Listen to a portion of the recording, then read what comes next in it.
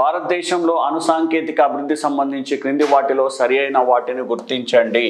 So statement A1, అణు రియాక్టర్లకు కావాల్సిన యురేనియంను భారత ప్రభుత్వం అమెరికా, రష్యా, జపాన్, కజకిస్తాన్ నుంచి దిగుమతి చేసుకుంటుంది. కరెక్ట్ అండి.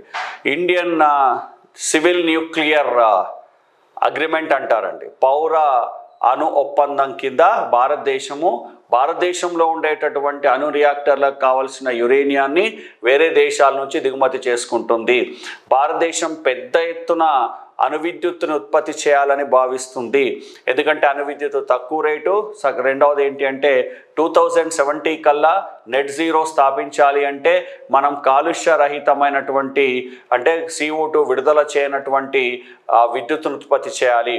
సో ఇక్కడ దీంట్లో అంటే అణు విద్యుత్ ఉత్పత్తి చేసేటప్పుడు CO2 ఉత్పత్తి కాదు కాబట్టి మనకి పెద్ద ఎత్తున న్యూక్లియర్ రియాక్టర్ను ప్రారంభిస్తున్నాం.